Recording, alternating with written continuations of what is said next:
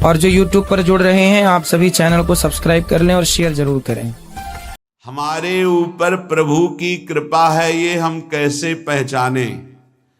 ये 8 लक्षण प्रकट होने लगते हैं जिसके ऊपर प्रभु की कृपा होती है। हमारे ऊपर प्रभु की कृपा है, ये हम कैसे पहचाने? तो ये 8 लक्षण प्रकट होने लगते हैं जिस पर हरिजू की प्रियाजू की कृपा है। पहला, घोर अपराध करने वाले के प्रति भी दया की भावना, शांति पहला लक्षण है। भाव में भी पहले शांत भाव है। हमारे ऊपर श्री हरिजू की कृपा है, इसकी पहचान ये 8 लक्षण।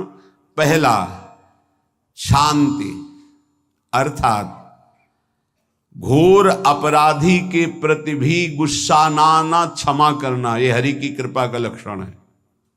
देख लो भाई, घोर अपराधी शब्द तो जाने दो, जरा सा प्रतिकूल हो जाए तो लाख समझाओ पर भ्रकुटी तनी रहती है।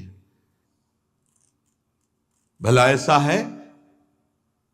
अपराधी पर भी क्षमा का भाव होना, ये हरि कृपा पात्र में ही होगा, अन्य में नहीं।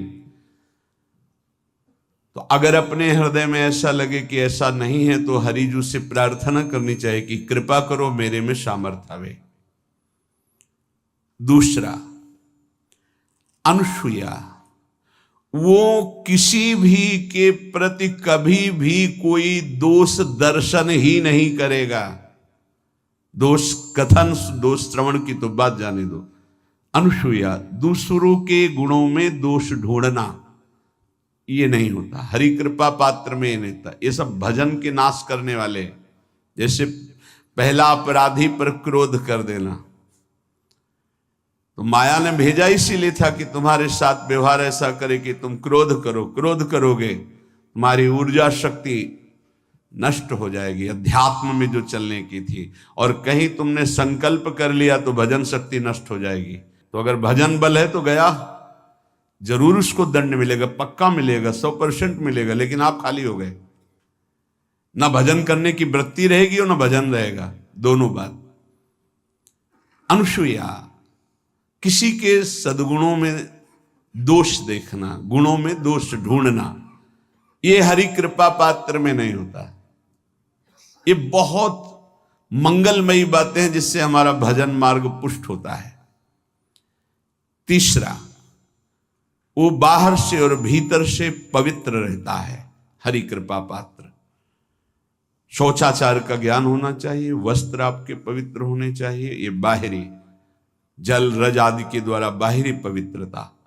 और निष्कपटता, निश्चलता, सत्य भाव, ये अंदर की पवित्रता है। अगर कपट है, छल है, असत्य है तो हृदय मलिन रहता है। भीतर और बाहर से पवित्र रहना, इसमें खास बात क्या है? भीतर और बाहर से पवित्र रहने में, भीतर और बाहर से सदैव पवित्र कौन रह सकता है? तो बोले जो पुंडरीकाक्ष भगवान श्री हरि का, प्रियाजू का स्मरण करता रहता है, वो शवायाभ्यंतर शुचि, वो बाह्य और अभ्यंतर दोनों से पावन रहता है। तीसरी जो कृपा का लक्षण है, अर्थात वो सदैव भगवत चिंतन परायण, शौचाचार का पालन करने वाला, बाहर और भीतर से हरि कृपा पात्र पवित्र रहता है। चौथा, ऐसे कार्यों का अनुष्ठान न करे जिनमें हमारा भजन छूटता है, जिनमें सत्य छूटता है, जिनमें भगवत भाव छूटता है। जैसे आपके ऊपर कृपा हुई, आप भगवत मार्ग में चल रहे हैं, अब आप ऐसे संसारिक कार्यों का अनुष्ठान कर रहे हैं जिनमें आपकी चित्त वृत्ति बिल्कुल भगवत विमुख हो रही, तो जीवन का लाभ क्या होगा? लाभ तो है भगवत स्मरण सहित। जैसे कल एक ने प्रश्न किया कि मैं खाता तो नहीं हूं लेकिन मांस की दुकान में मांस बेचता हूं, होटल आदमी, क्या उचित है? ये उचित कैसे हो सकता है? तुम और भी तो व्यापार कर सकते हो। जरूरी है धर्म का पालन करने की इच्छा करते हो, धर्म आचरण करते हो, ऐसा नहीं। तो विरत बहुकर्मा, उन कर्मों से हमें विरत रहना है जो हमारे धर्म के विरुद्ध है, जो भजन के विरुद्ध है। हरि कृपा पात्र ऐसे कर्मों का अनुष्ठान कर ही नहीं सकता। अपने भजन का फल देखना भगवत कृपा पात्र के, सबको प्रदान कर देना। हिम्मत है? अपने भजन, इतनी मेहनत से किया हुआ भजन, भजन होने के बाद हे प्रभु इस भजन का फल हो, सर्वे भवन्तु सुखिना सर्वे सन्तु निरामयः। यहां तो कहते महाराज एक माला रोज आपके लिए करता हूं कि आपकी बीमारी ठीक रहे, तो शेष किसके लिए करते हो प्रभु? शेष क्या? अगर इष्ट और गुरु के लिए तुम्हारा है कि एक माला करते तो फिर इतनी माला करते तो हमें क्या होगा? सब आपको दे देंगे तो हमें क्या होगा? तभी भजन का रहस्य नहीं जाना। छठवां, अपने भजन से अपने लिए कुछ भी ना चाहना और दूसरों की तो बात जाने दो, दूसरों से कुछ ना चाहना ये तो ठीक है, अपने भजन से अपने लिए कुछ ना चाहना है हिम्मत। देखो ये हरि कृपा पात्र में हिम्मत होती। अपना भजन अपने प्रयोग में ना लाना, इसका भी आंतरिक रहस्य है। अपने प्रयोग में आप शरीर को लेकर के बोलेंगे, अगर स्वरूप को लेकर तो प्रयोग की कोई वहां जरूरत ही नहीं, स्वरूप पूर्ण काम है, वहां कोई अभाव नहीं। जब आप कोई भाव अपने लिए करेंगे तो देह भाव होगा, देह भाव से किसी विषय की मांग होगी। विषय पूर्ति भजन का फल नहीं होता, भजन का फल होता विषय निवृत्ति। बहुत जोर की बात है, कैसे समझ में आए?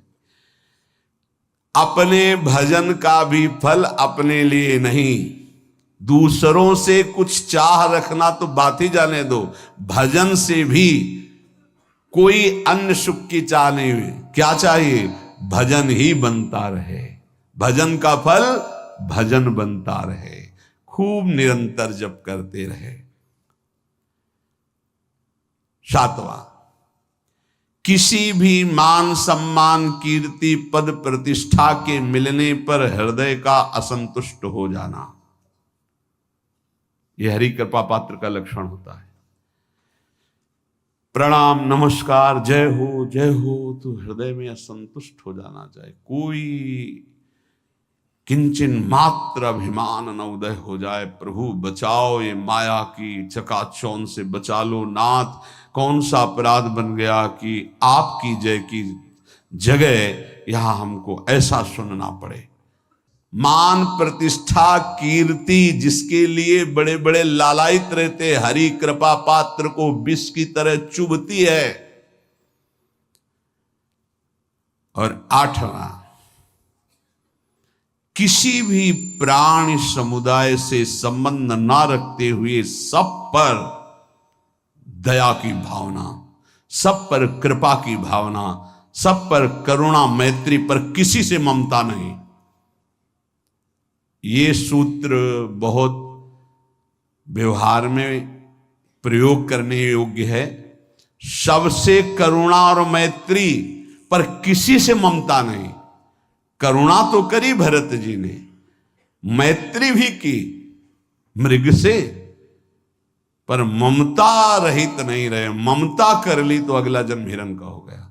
ममता नहीं रखनी। निर्ममो निरहंकारा, करुणा मैत्री तो करनी है, जैसे इसमें आदेश है, गीता में जी आदेश है, अद्वेष्टा सर्वभूतानां मैत्रः करुणैव च, पर निर्ममो निरहंकारा, ये साधक की चतुरता है।